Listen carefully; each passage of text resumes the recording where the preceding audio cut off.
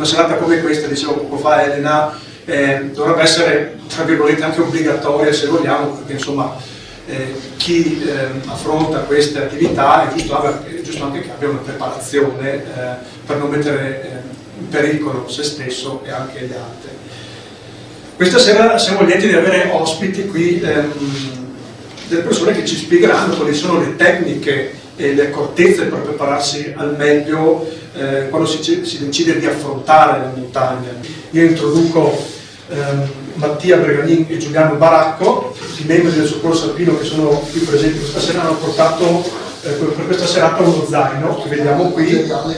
Non è uno zaino qualsiasi, infatti è uno zaino contenente il materiale necessario da avere per tutte le escursioni, fuori dalle tracce battute e sentieristica per tutti gli escursionisti e sci alpinisti. È uno zaino proprio per l'intervento in valanga, dove dentro abbiamo quello che serve per appunto fare un soccorso in valanga. Le cose che sono qui dentro sono le stesse cose che uno dovrebbe avere in uno zaino da sci alpinismo, quindi cambia solo, diciamo, il contenitore, il contenuto è lo stesso, no? Allora, ovviamente le tre cose che servono per andare a fare sci alpinismo fondamentali, cosa sono? Stamattina sono le stesse persone che stamattina hanno fatto il corso pratico, non lo so. Comunque la cosa fondamentale è dare parecchio per la ricerca dei travolti in valanga, okay? Quando andiamo a fare sci alpinismo o con le ciaspe o qualsiasi cosa fuori pista, fuori dalle tracce battute, abbiamo l'arma che garantisce la nostra sicurezza, perché questo è un trasmettitore. Se noi dovessimo essere travolti da una valanga con un altro arma come questo possono trovarci, okay? Quindi è fondamentale. Però l'arma e basta non serve a niente. Cos'altro dobbiamo avere? Dobbiamo avere sicuramente una sonda. La apro così faccio vedere, anche se penso che molti di voi l'abbiano già vista.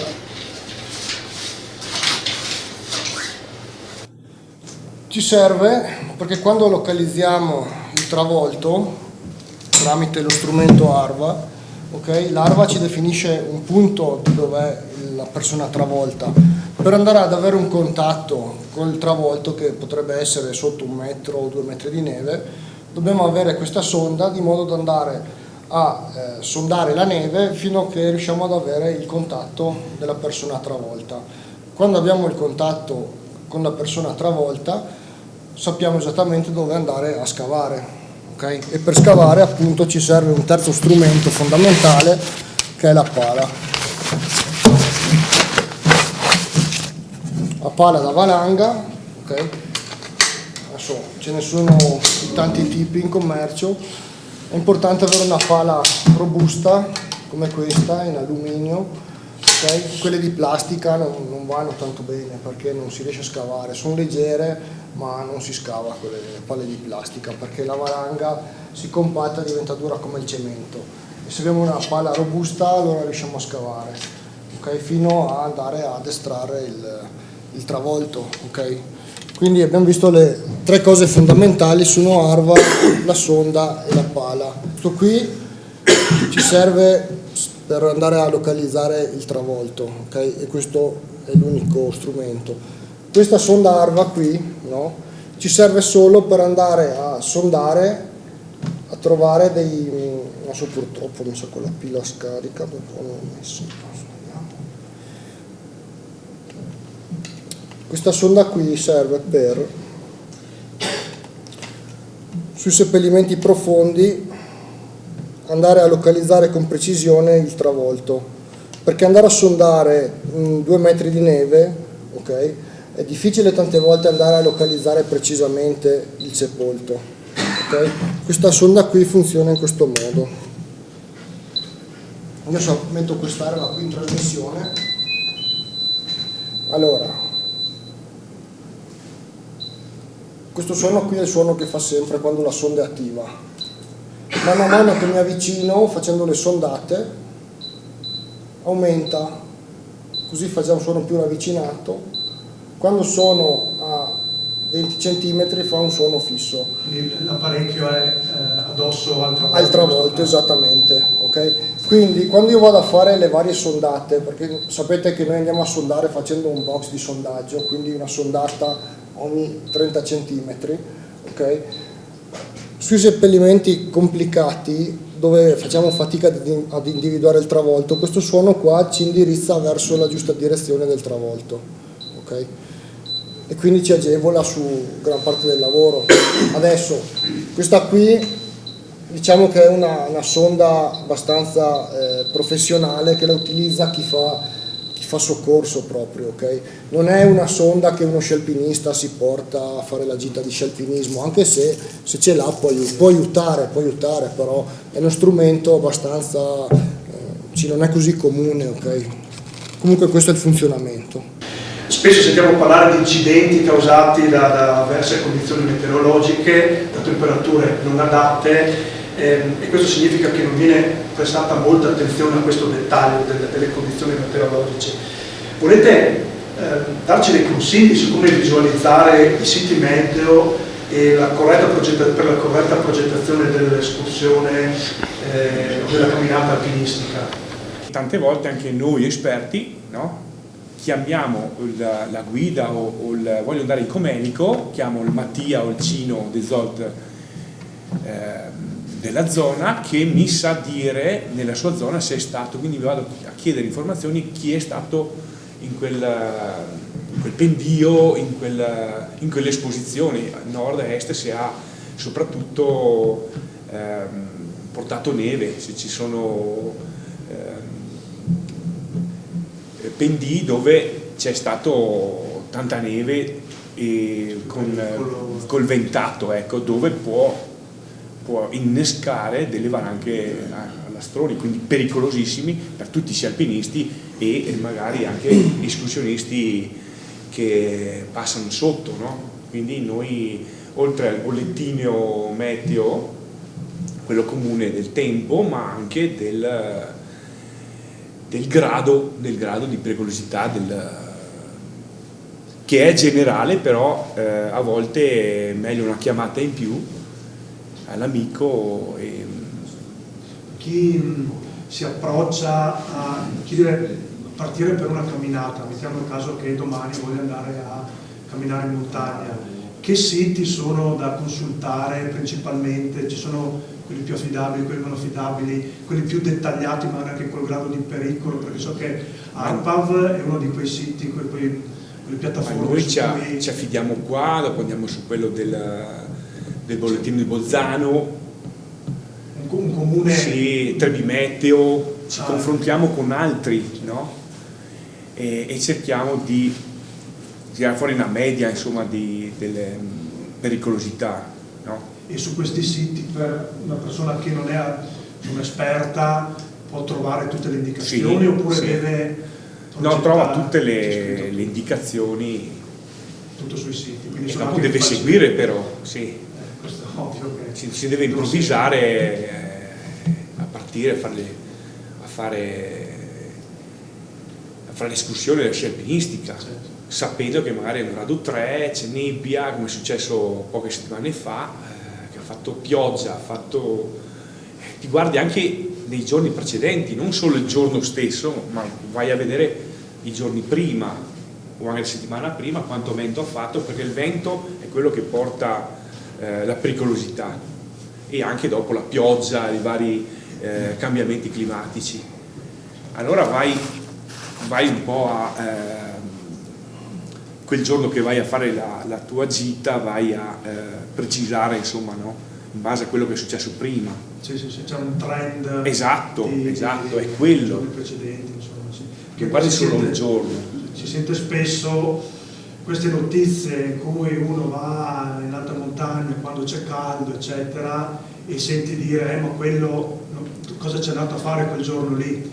È una questione un po', diciamo, sottovalutata, credo, da persone comuni, ecco. Poi chi è più avvezzo, chi è un po' più esperto, ovvio che sa programmare secondo questi dati, insomma, che questi siti ci danno.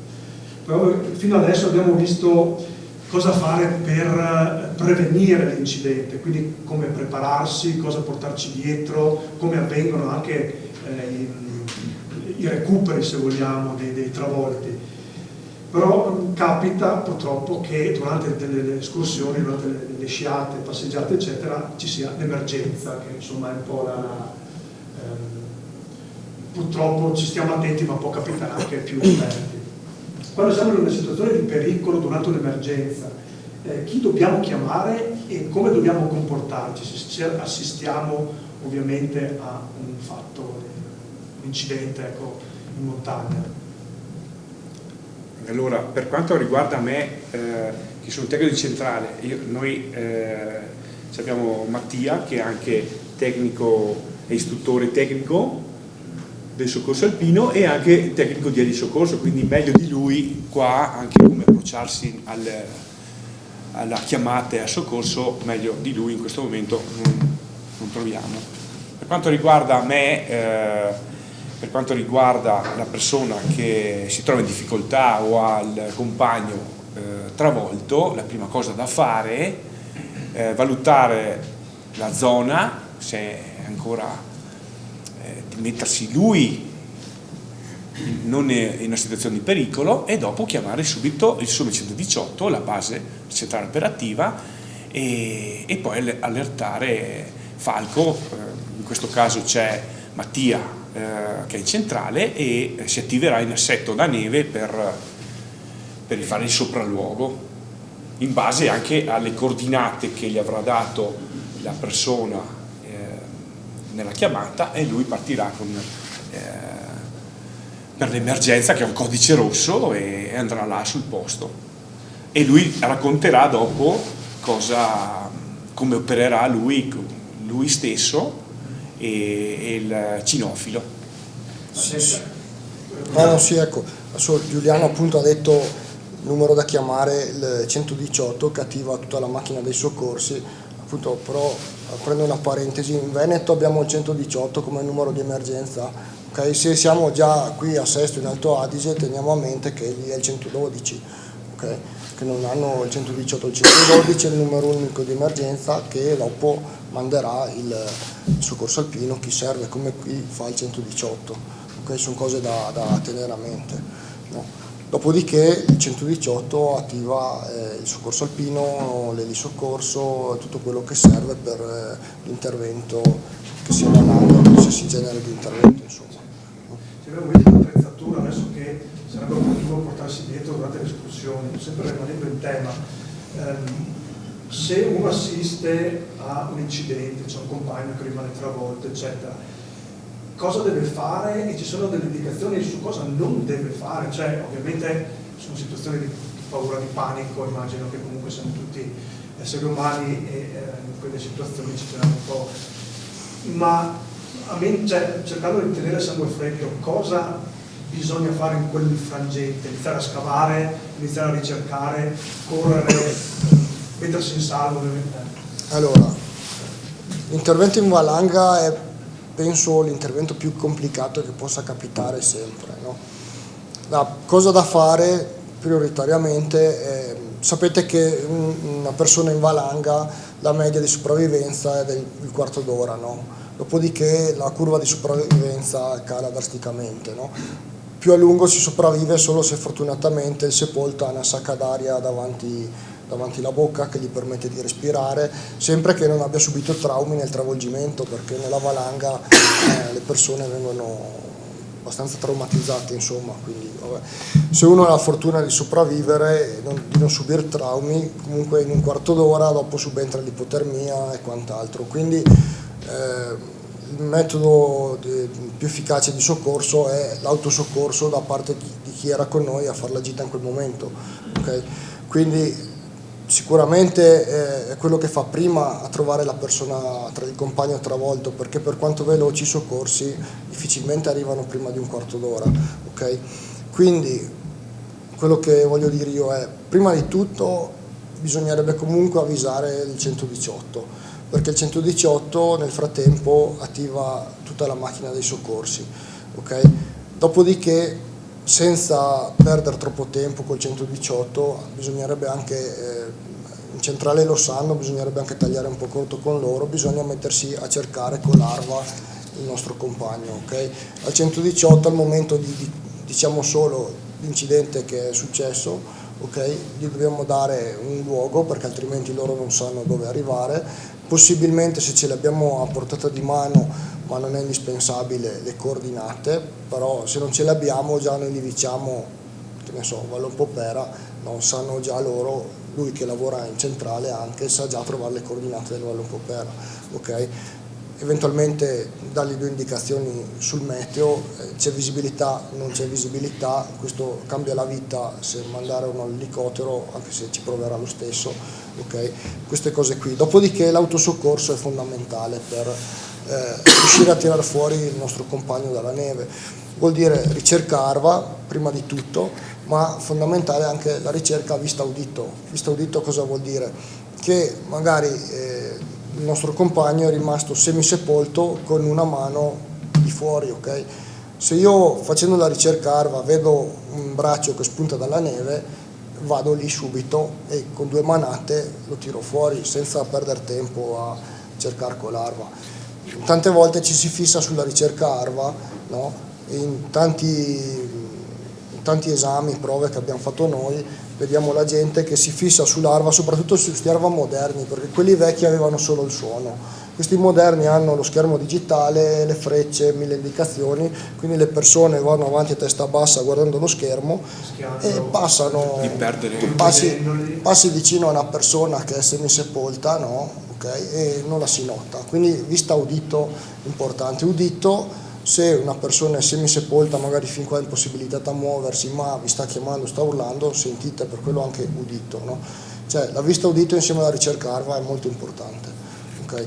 Perché riusciamo a tirare fuori una persona in tempo zero. Dopodiché, dopo la ricerca ARVA, avviene tutto il resto che abbiamo detto, il sondaggio, il diseppellimento con la pala, okay?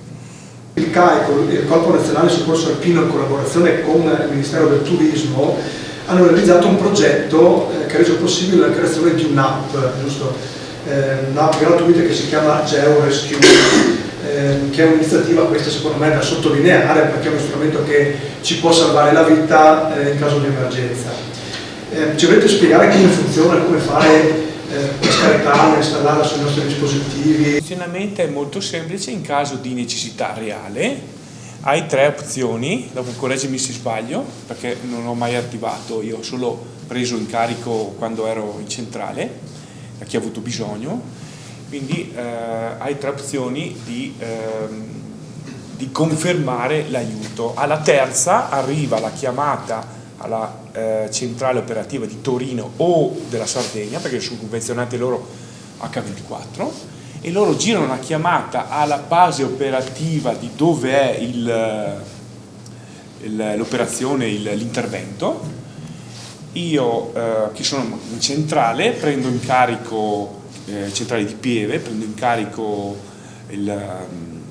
questo intervento, mi passa le coordinate, io le confronto nel mio monitor le coordinate e in base alla zona quindi vado a individuare la zona di competenza, quindi la stazione di competenza di quell'intervento, e quindi là si valuta in poco tempo se vanno le squadre oppure va il SUEM 118 con il nostro tecnico di Eli in quella determinata cosa, e io so anche che trauma in base all'operatore di GeoResc, quello che ha preso in carico la chiamata da lui stesso.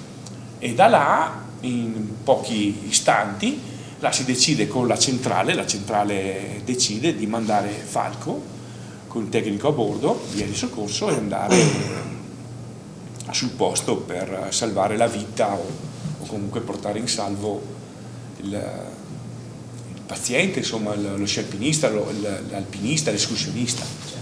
Tu chiami il 118 e ti chiedono, mi passano a me la chiamata e dove sei? Non lo so, sono partito, però mi puoi dare le coordinate. Tanta gente, seppur hanno lo smartphone, non sono in grado di dirmi dove sono, non sanno delle coordinate, non sanno, e quindi là è da sforzarsi a usare delle app o la bussola sull'iPhone, c'è la bussola con le coordinate, facilita anche a livello tempo, le tempistiche per andare mandiamo le eli o mandare le squadre da terra per facilitare, insomma, a livello tempistica di tempo a recuperare le persone. Non dico fare la traccia ogni volta che si fa un'escursione, però sapere dove in un'app o nel nostro telefono dove posso reperire le coordinate per inviarle al TE, al tecnico di eli, alla centrale. Guarda, io sono 46 gradi, 12 primi o in un altro formato, ce ne sono diversi, sapere dove sia la quota, e sono dei dati importantissimi perché dopo va a facilitare, in questo caso Mattia, che va lì e sa dove è di preciso, invece di stare a cercare nel mezzo al bosco dove capita spesso che lui stesso dirà la difficoltà di andare a individuare dove è la persona. Un'altra cosa che io dico anche quando vado fuori con clienti, oltre allo smartphone, avere un power bank da portare nello zaino, perché noi facciamo le foto, la chiamata, WhatsApp, il video, e io tante volte arrivi alla sera che hai il 20%, devi fare una chiamata anche per gente che sta, anche per altra gente, non solo i nostri amici, e non abbiamo più batteria per chiamare la centrale per l'emergenza, o solo la pila per farci vedere da Leli che loro richiedono la individualizzazione e tu non hai neanche la batteria per farti, e quindi avere un power bank sempre dietro nello zaino quasi d'obbligo, secondo me. Questa è una cosa in più. Ripilogando lo zaino con tutta la strumentazione da portarsi dietro, consultare il meteo, ovviamente importante, sapere chi chiamare, come comportarsi in caso di emergenza, e le app sul telefonino, oltre che il power bank. Insomma, questo è un po' un elenco della spesa, se vogliamo. I ramponi sono fissi nel nostro scarpone, sono fissi proprio come gli sci. Il ramponcino, tante cose, vai solo a camminare e basta, e certi pendii si non da confondere i ramponcini con i ramponi. Ecco, perché tante volte certi pendii tanti hanno provato, però non sono più tornati a... Sì. I ramponcini sono solo per il sentiero ghiacciato, poco altro, ma non sostituire il ramponcino al rampone. Dopo, se ho detto qualcosa mi puoi aggiungere qualcosa anche te, Mattia. No. E questo è quello che ci tenevo a dire, basta. Ci volete spiegare qual è il ruolo del soccorso alpino sul territorio nazionale e come collabora il soccorso alpino con queste varie realtà che si occupano dei vari settori, insomma, di questo ambito? In ogni regione ci sono appunto convenzionati con i vari sistemi sanitari regionali. Okay? Qui in Veneto lavoriamo tra virgolette per il SUEM, nel senso che le chiamate di emergenza, come abbiamo detto prima, arrivano alla centrale 118 del SUEM, dopodiché 118 per gli interventi in montagna attiva il soccorso alpino, okay? Il Corpo Nazionale Soccorso Alpino, e sulla base dei protocolli che ci sono. Okay? Per quanto riguarda la Guardia di Finanza, anche con loro sulla base dei protocolli, no, si vengono attivati in supporto al soccorso alpino, o eventualmente per la polizia giudiziaria quando ci sono purtroppo le salme, quei recuperi lì, okay? Fanno più che altro quel lavoro lì, fanno anche il soccorso in montagna, certo, ma vengono sempre in supporto al soccorso alpino, sulla base dei vari protocolli. Poi per quel che riguarda la centrale, se vuoi dire qualcosa, oltre a quello che hai detto prima, sulle attivazioni. Sulle attivazioni, sì, loro... È un po' quello che ha detto anche prima, insomma, no? Alla fine diciamo che non è il 118 che collabora col soccorso alpino, è più viceversa, nel senso che fa capo a tutto è la centrale 118 che coordina tutti quanti, e dopo in base alle convenzioni vengono attivati questo piuttosto che quell'altro in base alla tipologia di intervento. Okay? Quel che riguarda la montagna esce sempre il soccorso alpino. E con la finanza è già da un po' di anni, per anche determinate cose. Sì. E quasi sempre, perché fra ricerche persone e siete sempre presenti. So che avete programmato delle lezioni sulla sicurezza in montagna aperte a tutti, so che ci tenevate anche a divulgarle questa sera. Già da un po' di anni facciamo la lezione didattica come stasera, con una guida, con parte sanitaria, con cinofilo, e ognuno dice il suo campo, e è diretta Facebook, magari se qualcuno non può o è malato o ha impossibilità può guardare in diretta social, CNAS Veneto, sia Instagram che Facebook.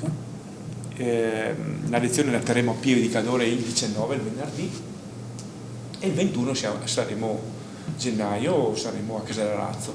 Collaboriamo con l'altra stazione Pieve e Centro Cadore, saremo lassù e facciamo 4-5 stazioni dove ci sarà la prova con la sonda, con i vari oggetti sotto, da seguire la differenza fra un oggetto e l'altro, il disseppellimento, quanta fatica, lui diceva prima, in una valanga si compatta tutta la neve come il cemento ammatto, è vero, quindi là si prova se è 1 metro la persona, solo 1 metro, però non è solo 1 metro, diventa pesante da soli tirarlo fuori.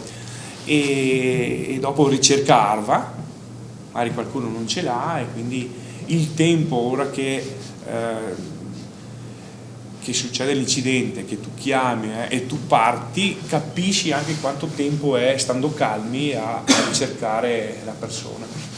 Però in campo reale dopo là capisci che bisogna stare sempre calmi, che non è facile, e andare dietro all'ARVA in quei tempi che comunque un computer non puoi correre, non puoi andare troppo piano, devi stare giusto, tranquillo e ricercare l'obiettivo.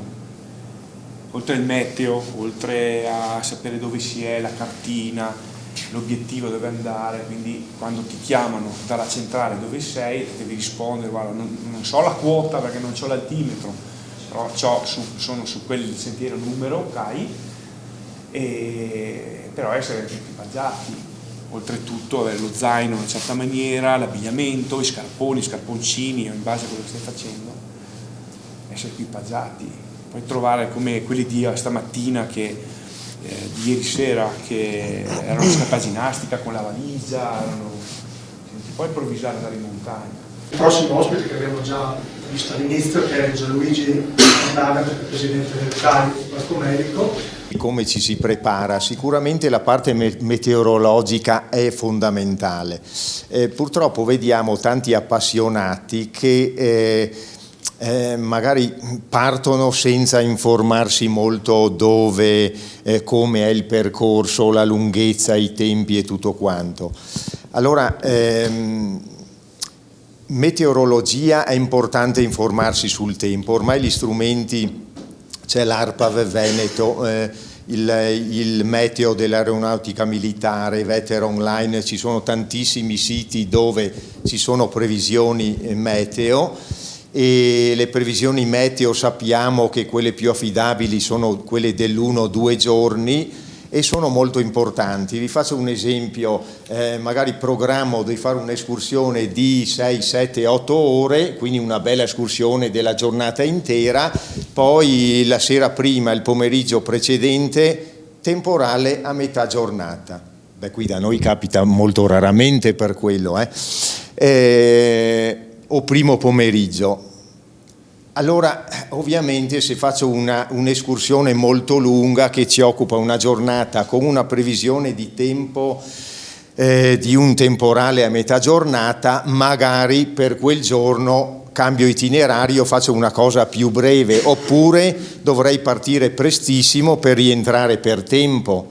L'alternativa è per tempo, è sempre un po' un terno al lotto quando hai giri molto lunghi, perché dobbiamo tener conto che il temporale non guarda le previsioni meteorologiche, quindi lui arriva quando vuole. Ci accorgiamo ovviamente quando siamo in alta montagna di quando arriva un temporale così, però potremmo anche essere in un luogo dove ci vogliono 2-3 ore per il rientro, quindi comunque potremmo avere una situazione di rischio, di pericolo in un certo modo. mi viene in mente un'aperta parentesi: in caso di pioggia o soprattutto di temporali, siamo in zone di montagna sotto pareti, ghiaioni eccetera, evitiamo sempre di sostare dove ci sono canaloni o uscite di canalini sotto le rocce, stiamo più in zone più sicure, ecco. Quindi valutazione della parte meteorologica. Altri due aspetti importanti sono la lunghezza del percorso e anche la difficoltà del percorso. Allora, difficoltà del percorso, è molto importante informarsi prima, avere almeno un'idea, ecco, basterebbe avere un'idea, perché questo ci può essere utile sia per decidere l'abbigliamento, il tipo di calzature. Le calzature nelle escursioni sono importantissime, perché se faccio un'escursione anche semplice o così, posso utilizzare anche scarpe da trail o quelle più leggere, ma se vai su ghiaioni, altri sentieri impervi, scarponcini o scarponi più grossi, più resistenti, sono molto importanti averli. Sapere prima a cosa si va incontro, farsi almeno una certa idea, e anche sulla lunghezza in termini sì di distanza, di chilometri, ma soprattutto di tempo. Allora, il tempo di percorrenza è una cosa molto soggettiva, cioè l'alpinista X può percorrere un certo sentiero in 3 ore e l'alpinista XY magari ce ne sta 5, cioè è molto soggettivo quello. Va detto una cosa come riferimento, c'è una norma DIN proprio dell'Istituto Tedesco di Normative che dà questi parametri. Un escursionista mediamente allenato supera un dislivello di 300 metri in un'ora in salita e 500 metri in discesa, sempre in un'ora. Sul sentiero, diciamo un saliscendi più o meno in quota, in un'ora si fanno all'incirca 4 chilometri. Ecco, questo può essere un parametro medio, però è evidente che poi se è un periodo che arriva l'appassionato in montagna che non è allenato, potrebbe stare anche molto di più, oppure magari uno allenato fa anche 600 metri di dislivello in salita anziché 300, però sono situazioni che cambiano moltissimo anche in base al peso dello zaino, a tante situazioni. Importante, un altro consiglio proprio per questi motivi, è partire sempre al mattino piuttosto presto, quindi la mattina si è sempre più sicuri in genere. Per quanto riguarda anche la sicurezza di non trovarsi con inconvenienti, perché basta poco in montagna anche basta una storta, una caviglia, piuttosto che trovarsi in mezzo a degli schianti di alberi o tante varie cose, o una frana improvvisa che magari il giorno prima non c'era, e quindi voglio dire, per superare occupa più tempo, quindi è importante anche prendersi per tempo. Quindi, diciamo, riepilogando un po', informarsi molto bene sulla parte meteorologica, e quello è anche semplice, ormai gli strumenti li conoscete meglio di me. Per quanto riguarda la lunghezza, bisogna farsi un'idea di quanto tempo ci vuole, anche chiedendo i consigli alle guide, agli uffici turistici, ai appassionati del CAI, del soccorso alpino autoctono. Chi conosce del posto è sempre molto utile. Allora, l'altra parte, così uno capisce un po' la difficoltà e un po' il tempo che potrebbe starci. Noi parliamo questo di tempi camminando, perché se poi uno si ferma ore in giro a mangiare panini o a bere birra o a fare fotografie, cioè sono tutte belle passioni, però bisogna aggiungere il tempo, quindi in montagna è un po' così. Per chiudere, mi dicevi i sentieri CAI, sì. E non posso dimenticarli, no, ovviamente. No. Allora, sentieri CAI, i sentieri CAI sono segnati, esistono nelle Alpi, nell'Appennino, nelle isole, quindi in tutta Italia, e è un riferimento è un riferimento il sentiero CAI perché li trovate segnati, trovate sentieri esistenti, li trovate segnati sul posto, quindi con i classici colori bianco e rosso.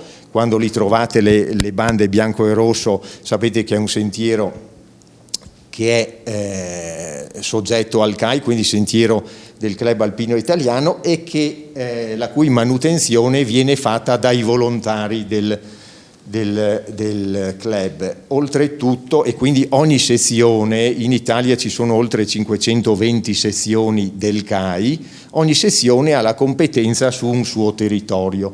Nel caso nostro della sezione Valcomelico del CAI abbiamo 350 km di sentieri nei 5 comuni della Valcomelico, quindi Comelico Superiore, Danta, San Nicolò, San Pietro e Santo Stefano. Abbiamo questa sentieristica e sono sentieri che vengono fatta la manutenzione quando ci sono frane o interruzioni, si cerca di intervenire al più presto, e tutta la segnaletica CAI, che come ben sapete è segnata sia sui sassi, colori bianco e rosso, i numeri del sentiero, e qui torniamo anche per un discorso di sicurezza, cioè sapere anche i numeri dei sentieri che si percorrono. Normalmente in una giornata uno potrebbe avere o un solo numero oppure 2 o 3, difficilmente ne ha 15, voglio dire, quindi non è difficile imparare, perché in un caso di chiamata anche di un soccorso saper dire dove siamo è molto importante. Poi il fatto di GeoResc, che è molto utile, quello ti dà la posizione e dà la posizione anche in centrale, no? Altra cosa, sempre sui sentieri CAI, è quello che ci sono le tabelle, che sono varie, perché le tabelle del CAI vengono messe di solito nei bivi o ai punti di partenza del sentiero, dove c'è un parcheggio, dove c'è un rifugio, ecco.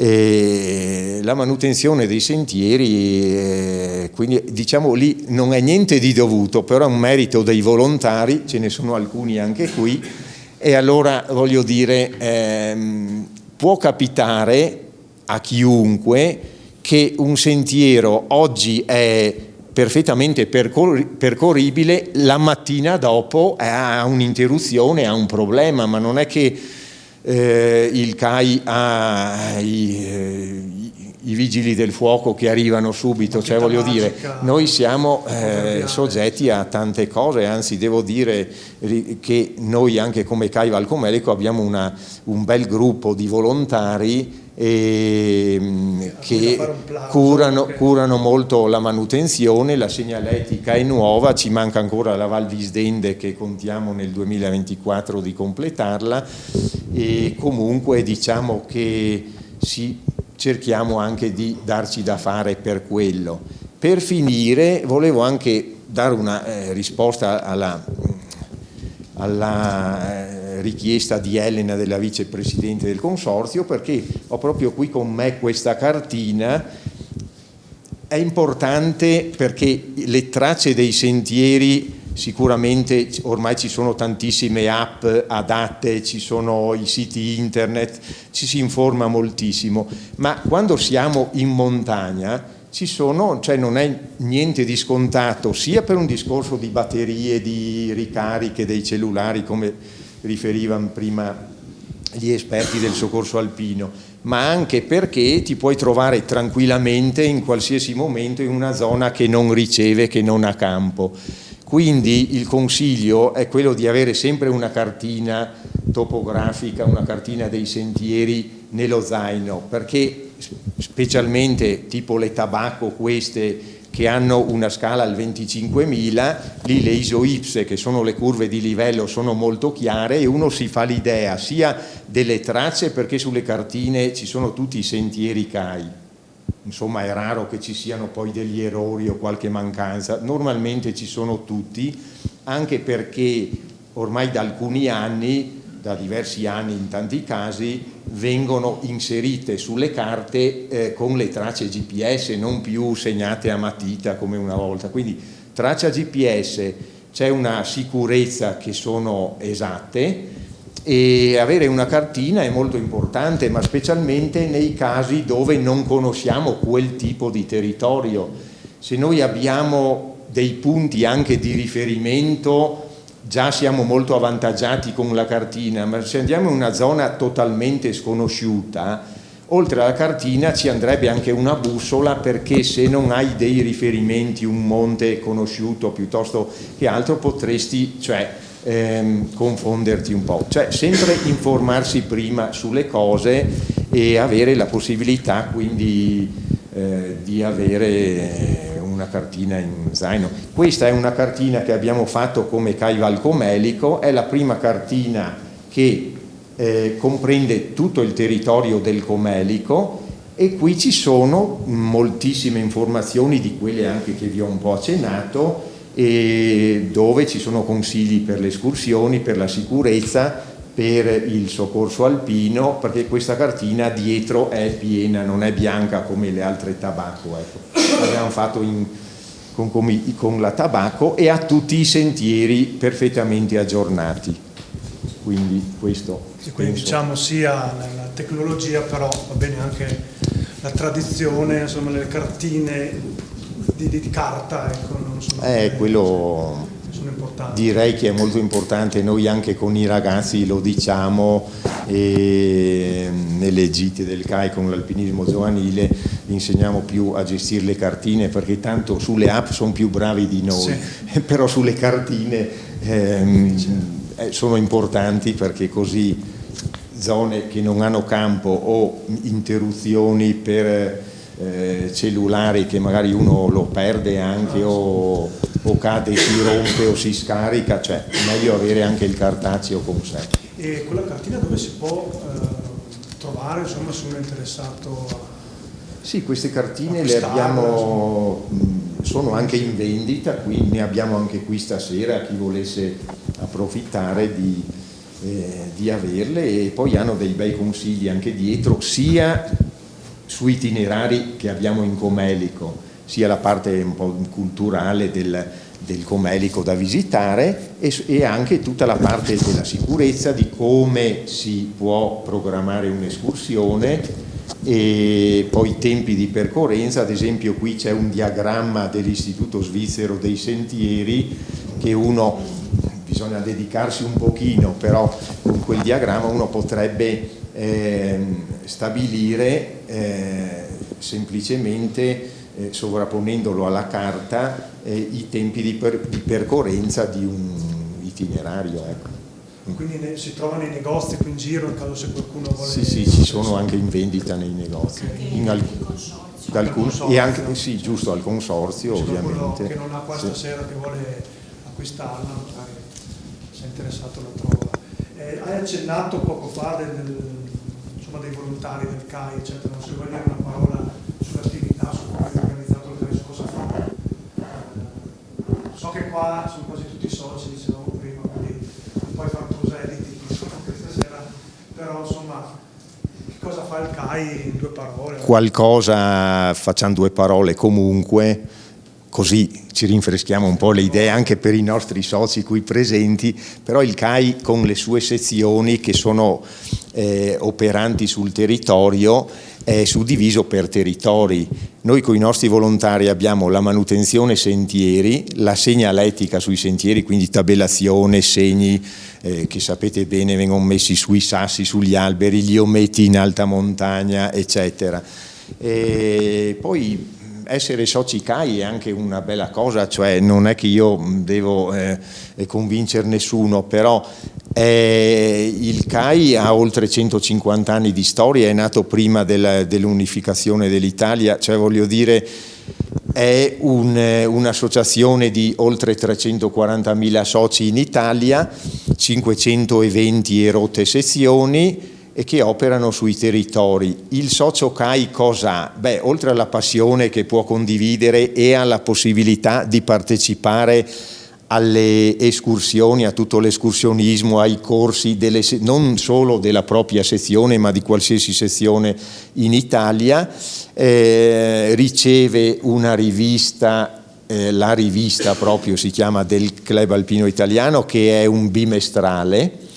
Nel caso delle sezioni Dolomiti Bellunesi abbiamo anche la rivista Le Dolomiti Bellunesi, che sono 2 numeri all'anno, uno estivo e uno natalizio, e poi può partecipare a dei corsi anche di sci alpinismo o corsi di arrampicata che vengono fatti dalle sezioni che sono attrezzate per questo. E poi è un valore aggiunto per il territorio. Dobbiamo considerare che i sentieri sono un'infrastruttura turistica molto importante. Chi entra, sia soprattutto d'estate ma anche d'inverno, entra in un ufficio turistico, chiede cosa posso fare, dove posso andare. La sentieristica è molto importante. Chi è socio, per completare un po' tutto il quadro, chi è socio ha anche dei vantaggi con l'assicurazione.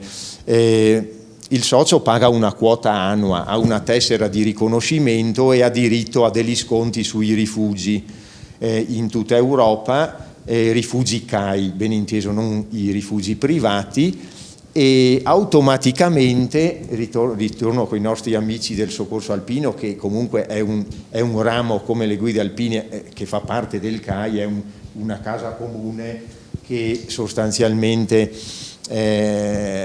collabora e ha la sede lì, ma soccorso alpino, dicevo, ogni socio CAI automaticamente è coperto da un'assicurazione del soccorso alpino per tutta la sua attività che fa in montagna in tutta Europa, e in caso di soccorso il socio CAI ottiene dei rimborsi fino a 25.000 euro, quindi tutte le spese dell'elicottero sia in Italia che nel resto d'Europa sono sempre coperte, non solo nei casi di infortunio, che in quei casi lì, e loro lo sanno meglio di me, vengono coperti dal Servizio Sanitario Nazionale, ma anche solo in casi di ricerca o di paventato pericolo interviene l'elicottero, e questo sono tutte spese rimborsate al socio da parte dell'assicurazione del CAI. Noi abbiamo avuto dei casi anche di nostri soci, nel caso di sci alpinismo o di qualche infortunio, dove sono arrivati i conti degli elicotteri, sono normalmente 6-7 mila euro, in un caso mi sembra 8-9 mila, quelli austriaci che costano un po' di più, gli svizzeri ancora di più, la Rega costa un patrimonio, e nel giro di un paio di settimane sono stati rimborsati.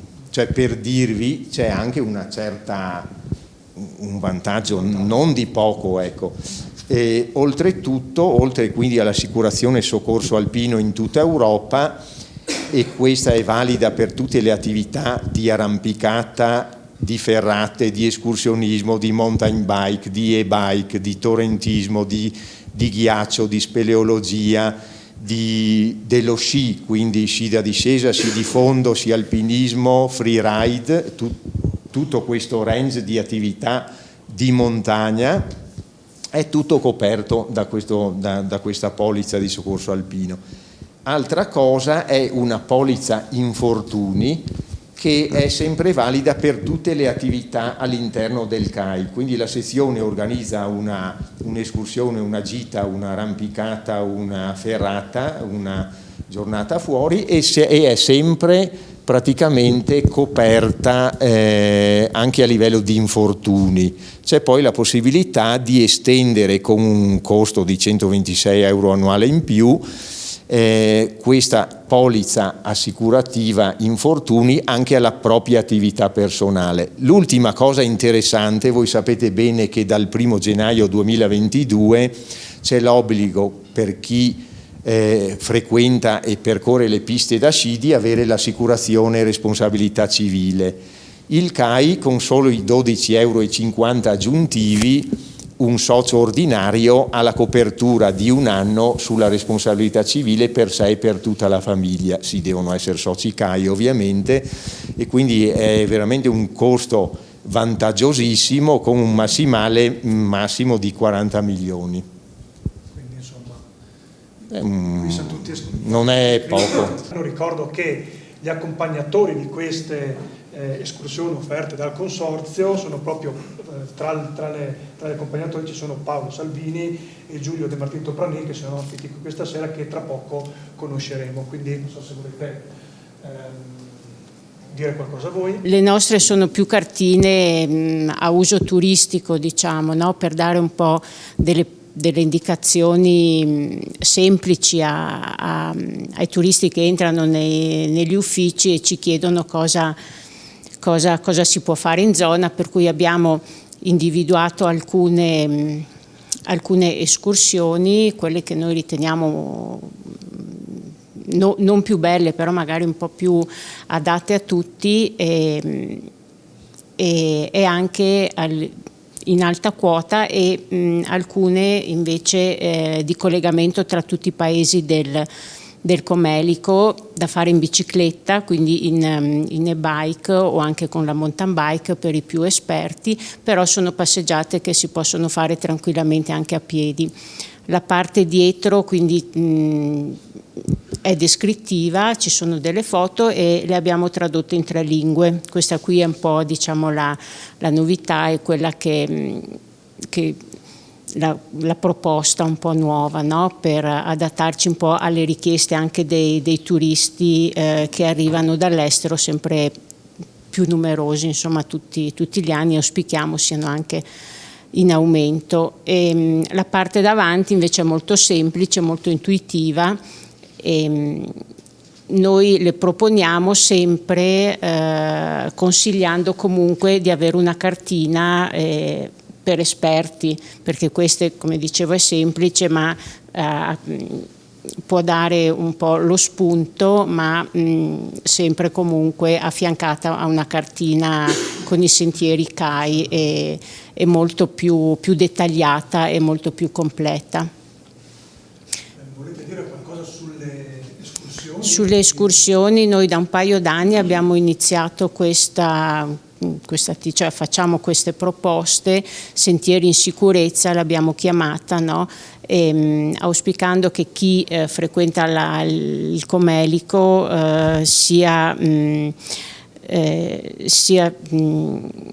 abbia lo stimolo di conoscerlo anche, no? Un po' sotto tutti gli aspetti, sia naturalistici che culturali che artistici, e per questo abbiamo pensato chi meglio comunque di una guida, di chi vive sul territorio, per poter raccontare anche il territorio e accompagnarli, per cui da un paio d'anni abbiamo iniziato a collaborare con alcune guide naturalistiche, e vediamo che insomma la cosa adesso piano piano sta prendendo piede e comincia a dare anche qualche soddisfazione, e soprattutto grazie all'esperienza, secondo me, alla professionalità e anche un po' alla simpatia di queste guide che con grande passione accompagnano i turisti sui sentieri del Comelico. E il punto di riferimento è sempre l'ufficio del consorzio turistico, quindi che organizza le escursioni insieme con le guide, con le proposte delle guide, e raccoglie le adesioni e le prenotazioni. Ecco. Ho qui il calendario, allora domani e domenica sono in programma 2 escursioni per ogni giornata, no? Montezovo, il Bosco della Digola domani, 5 Torri e il Bosco animato ad Anta, perfetto per le famiglie, quindi per chiudere l'anno in bellezza. Esatto. Poi ci sarà una programmazione anche per l'anno nuovo. Sì, ogni mese ci sono delle proposte, per cui non ci limitiamo alla stagione estiva o invernale, ma cerchiamo proprio di destagionalizzare l'attività e quindi proporre queste escursioni anche durante l'autunno e la primavera, che sono dei periodi comunque molto belli per conoscere il territorio. Sì. Ecco, solo una cosa aggiungo, hai ricordato le 5 Torri, no? Oppure le 3 Cime, oppure Malga Maraia, è una scelta quella di dire sì, ci sono molte cose belle da vedere in Comelico, però magari un'escursione anche per conoscere il territorio che sta vicino a noi, quindi per dare un'offerta anche un po' più ampia al turista. Le ultime che sono quelle in programma domani e domenica, ma ovviamente il calendario delle escursioni è ricchissimo, come vedete, insomma ce ne sono tantissime in Comelico anche nella Sì, zona poi di Comelico, comunque ricordo che trovate tutto su Visit Comelico, no? Che è il social, sono i canali social, e anche sul sito di destinazione Dolomiti Val Comelico, sotto la sezione eventi o esperienze, sono sempre aggiornati e quindi il turista può trovare lì tutte le indicazioni e tutti i programmi, gli eventi che ci sono sul territorio. Ho iniziato a fare questi trekking invernali per un fatto molto banale. Noi portavamo i ragazzi sempre in gita nelle varie Rimini, a Perugia, a Firenze, e in 3 giorni un ragazzino aveva speso a Rimini per 3 giorni nel 93 aveva speso 180.000 lire, era tutto pagato. Lì mi sono accorto che la scuola, o almeno quel tipo di viaggio di istruzione, era poco istruttivo, e quindi ho deciso che dall'anno dopo avrei fatto qualcosa di diverso, e quindi sono nati questi trekking. Il primo trekking fatto in Val Visdende in maggio, e abbiamo dormito a Malga, Campobon, e è venuto uno delle forestali a farci da mangiare, e l'anno dopo invece siamo partiti con i trekking con le ciaspe. E pensate che quella volta le ciaspe non venivano nemmeno, non si trovavano, cioè l'unica ciaspa era in legno. Quando io ho aperto l'attività poi ufficialmente alla fine degli anni 90, sono andato a comprarli in Umbria, perché le ciaspe costavano tantissimo fuori, o nei negozi, e i primi trekking abbiamo fatto tutti con le ciaspe di legno, e si faceva 3 giorni, e la gran parte si faceva nella zona di Cortina, perché San Vigilio di Marebbe, perché lì erano aperti d'inverno, mentre da noi qui non erano aperti, e l'attività poi invernale era ridottissima, e si partiva da Sant'Urberto, lì, quindi da Podestanio, con ragazzi che si portavano, cioè avevano lo zaino, ragazzini di prima superiore, e si partiva con lo zaino e dovevano arrivare fino a Senes, che si andava a Senes quegli anni lì. E la cosa bella è in quei percorsi lì, in quelle attività lì, venivano fuori i veri ragazzi, che non erano quelli che volevano, che sì, si andava in discoteca quando si faceva Rimini in giro, però quei ragazzi lì erano veramente loro, genuini, e soprattutto il bello è che dimostravano di saper stare assieme, si parlavano, si aiutavano, perché voi dovete pensare che questi ragazzini non erano mai andati a sciare. Noi andava via con le ciaspe, ma non erano mai andati a sciare, tanti non è vero che chi abita in montagna fa attività in montagna, c'era pochissimi che facevano attività in montagna, una parte faceva, difatti nei trek ho avuto Davide Grazie, la Vitozzi, tutti che hanno partecipato ai trekking che abbiamo fatto con la scuola. La cosa bella quindi è la socializzazione, quindi è diventato che non è che la montagna, oggi vediamo molto la montagna competitiva, invece la montagna era fortemente educativa, perché era un luogo di socializzazione, un luogo dove loro dovevano imparare a stare assieme nelle camerate, quindi non è la loro cameretta, si trovavano in 6, 8, 10, 12, perché in alcuni rifugi hai camerate di 12, e dovevano imparare a sopportarsi, ma soprattutto poi nell'ambiente lì c'era attività per socializzare, per stare assieme, e nello stesso tempo anche educazione alla montagna, che veniva fatta come forma di gioco.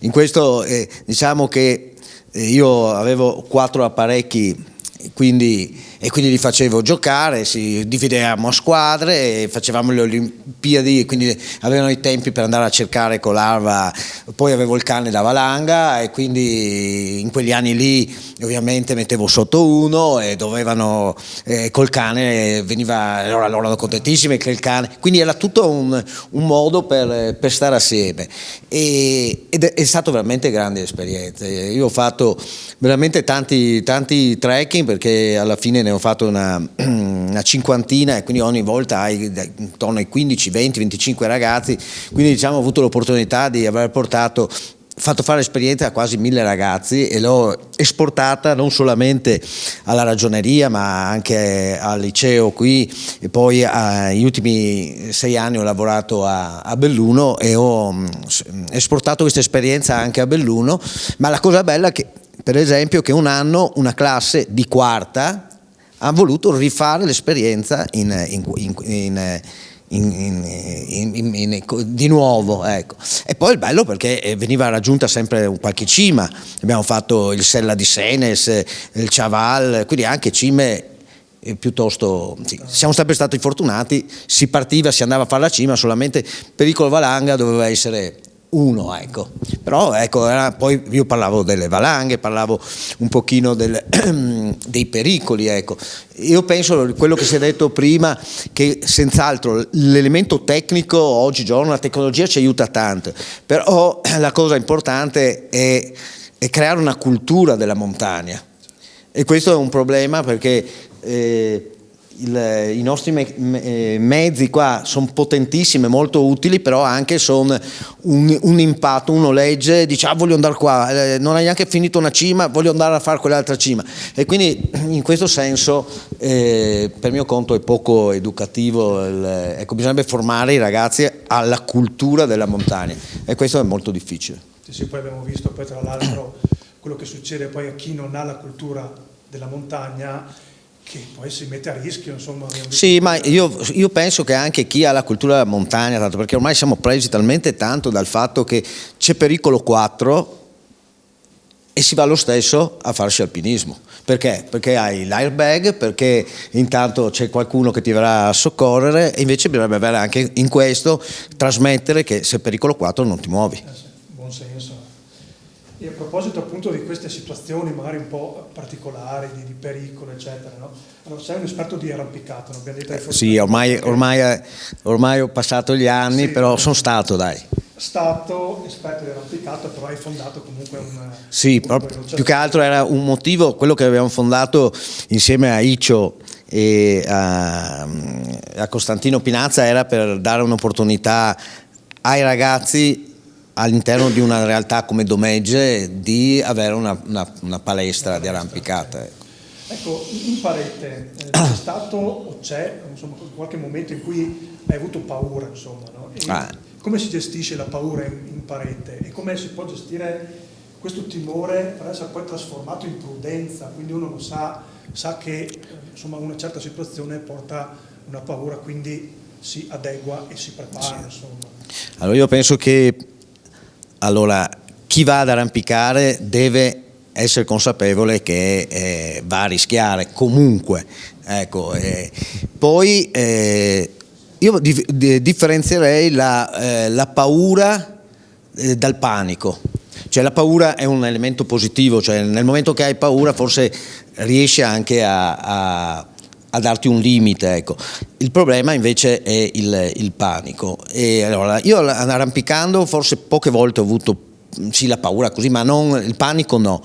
Mi è successo proprio in una via normale, e quindi ormai però pochi anni fa, di andare in panico incredibilmente, e lì perché? Perché io avevo un grosso problema familiare, la mia famiglia stava sgretolando e quindi non c'era la mente, ecco. Quindi per mio conto io metto tante volte in evidenza questo fatto: chi va a arrampicare dovrebbe essere, cioè chi arriva soprattutto ad alti livelli ha una mente che sicuramente è superiore alla mia, cioè è riuscire a separare quello che fai dai tuoi problemi, ecco. Allora sì, se no rimarrai, io sono rimasto a livelli, diciamo sì, per quei tempi erano livelli buoni, ma non sarei mai probabilmente riuscito perché ho una mente probabilmente che ha qualche debolezza in più forse. Ci vuole serenità, insomma, ci vuole una preparazione. Esattamente. Poi per mio conto il fatto della paura, cioè bisognerebbe sempre insegnare anche a chi va a arrampicare, nei gruppi anche che si fanno, come dicevo, la possibilità che se tu vuoi andare sul sesto devi essere più bravo e devi sapere andare sul settimo, ma ti fermi prima. Cioè ecco, l'allenamento, la consapevolezza.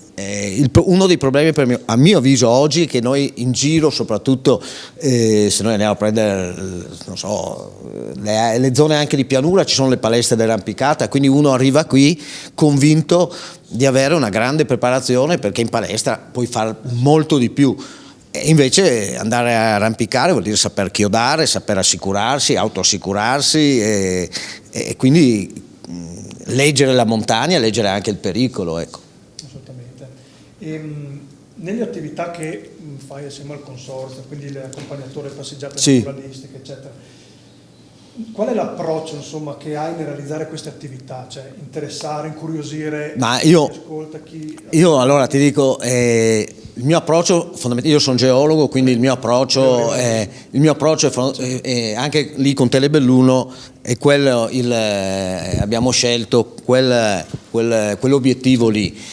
E soprattutto cercare di leggere attraverso quello che vediamo una storia molto antica. A me piace il termine raccontare, sì. Perché insomma tramite la geologia si può raccontare la montagna. Ma assolutamente, soprattutto io la mia specializzazione è in paleoambienti, quindi diciamo a me piace molto la lettura attraverso il campione di roccia di quello che era l'ambiente qui 250 milioni di anni fa, e quindi saper dare questa lettura della montagna dopo. Poi a me piacerebbe anche che la gente tante volte proprio si riesca a immergere nella montagna, tante volte chiedete voi se vi interessa qualcosa e vi dico, se no cercate di guardare e lasciatevi affascinare dalle cose belle che abbiamo. L'amore per la montagna è nato con me, perché io sono, essendo mio padre originario del Cadore, del Comelico, sono venuto qui da appena nato e quindi diciamo sono rimasto subito da piccolissimo affascinato prima dal bosco, poi dalla roccia e poi dalle attività che si possono svolgere in questi ambienti. E quindi diciamo sono stato fortunato perché io abito a Roma e ho avuto la possibilità di vivere questi luoghi in maniera un pochino diversa rispetto a chi magari viene qui in vacanza un periodo limitato e ha un confronto forse un pochino più distante. Invece io ho avuto la possibilità, anche grazie alle persone che ho conosciuto, i miei amici appunto di Padova e del Comelico, di approcciare l'ambiente sia del bosco sia della quota. Poi quando abbiamo cominciato ad andare a fare le prime ferrate e poi le prime scalate, in una maniera un pochino diversa, nel senso del grande, prima di tutto il grandissimo rispetto per tutto ciò che ci circondava. E quindi io penso che l'insegnamento più grande che mi hanno dato i miei amici e alcuni insomma sono anche presenti, è stato proprio questo qui, della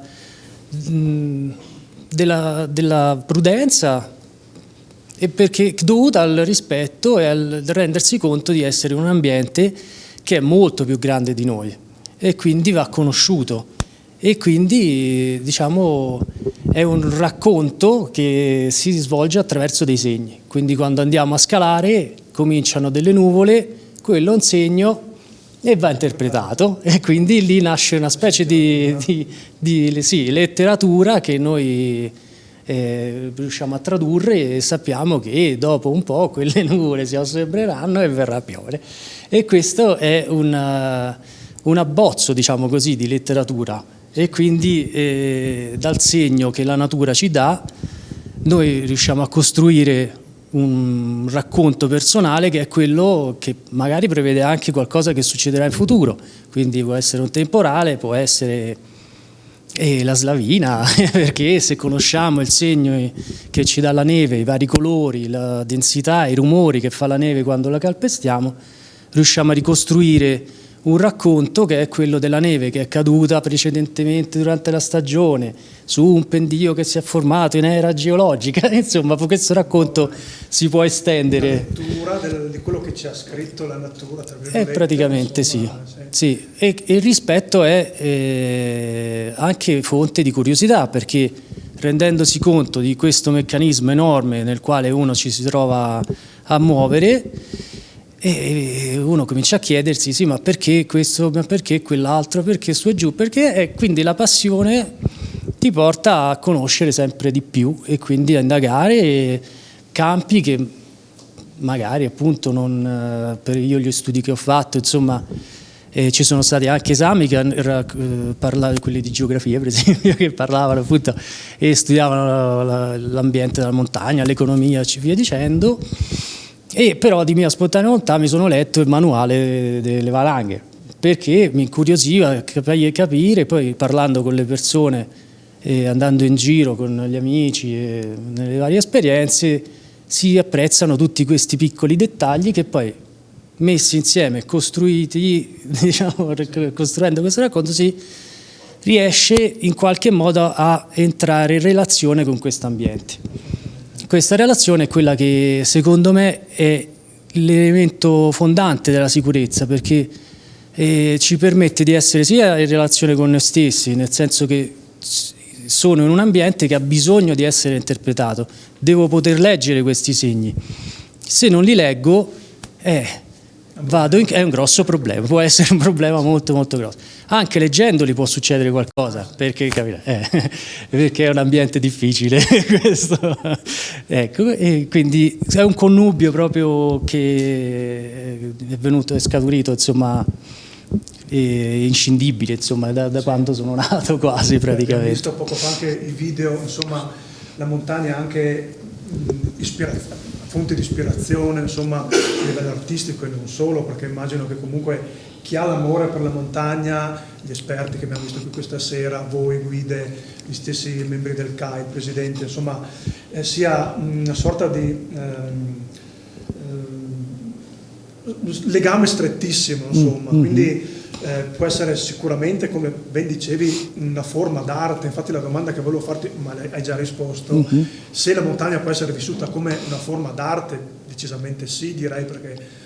Beh, in questo senso sì, a questo appunto io anche unirei una componente, diciamo un po' così, sicuramente di socialità, anche un po' di goliardia, perché nel momento in cui si è in compagnia e si va sui sentieri nasce sempre un legame un pochino particolare fra i componenti del gruppo, perché si trova in un ambiente sicuramente diverso dal solito, in contesti particolari nel quale a volte, insomma, è necessario darsi una mano uno con l'altro, insomma, e quindi in questo senso sì, anche non prendersi troppo sul serio, oltre al grande rispetto, aiuta a non avere questa spinta che diceva prima Paolo del dover fare qualcosa, dover raggiungere l'obiettivo.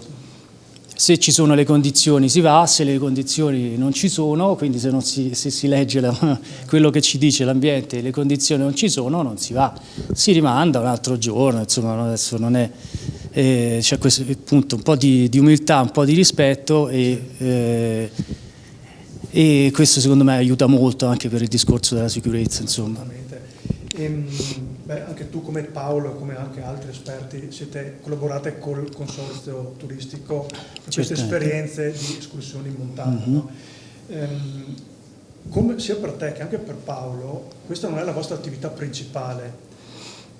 Chi ha avuto esperienza, che ha partecipato alle escursioni assieme a voi, ha sottolineato il fatto del grande entusiasmo che voi ci mettete in questa vostra attività, insomma, perché poi ricordiamo che se non è un'attività principale vuol dire che è ancora più portata dalla passione, certo. quindi assolutamente volevo farti questa domanda.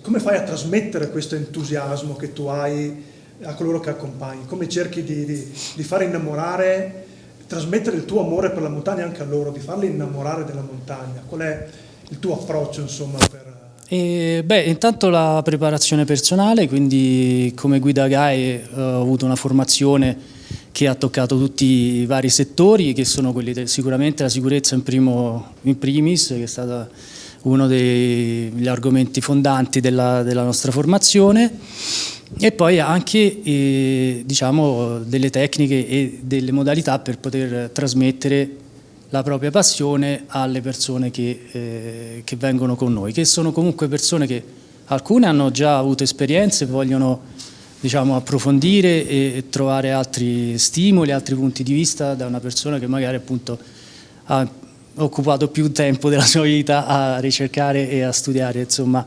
le questioni che riguardano la montagna. E altre sono persone che invece iniziano da zero e giustamente si affidano alla guida per avere qualche indicazione sia tecnica nella gestione dell'escursione e sia anche culturale, nel senso di alcuni stimoli appunto, di approfondimento personale, e poi diciamo, le persone a seconda delle loro caratteristiche, degli interessi, scelgono di che non so, leggere un libro oppure andare a studiarsi delle cose, insomma trovano il modo per approfondire e per conoscere in questo caso l'ambiente della montagna. Ma io, abitando a Roma, insomma, poi oltre gli Appennini abbiamo tante altre possibilità anche sulla costa, insomma, quindi tanti ambienti diversi, e la modalità di trasmissione, diciamo, è la passione, quindi la passione ti porta a conoscere sempre di più, a informarti sempre di più, a studiare anche attraverso i libri, attraverso i saggi, attraverso la ricerca sul campo, attraverso l'esperienza, e a non avere mai, a rendersi conto che questa conoscenza non arriverà mai a un punto, e quindi più si va avanti ho migliaia di piante da imparare, nomi di rocce da imparare, insomma, più tecniche, la conoscenza del metodo, la conoscenza anche delle questioni di primo soccorso, insomma ci sono talmente tanti settori da conoscere che ce n'è per tante vite, sì, ce ne vuole. Quindi, insomma, chi più ne ha più ne metta. E, insomma, sì, e questo è qualcosa che chi, appunto, facendo un'escursione la persona percepisce e magari rimane un po' coinvolta e si appassiona, insomma. Possono coinvolgere persone di tutte le estrazioni, di tutte le che hanno tantissimi interessi, quindi è una cosa, un elemento in più per amare la montagna. Certo, sì. Una buona serata a tutti, grazie di essere stati qui questa sera.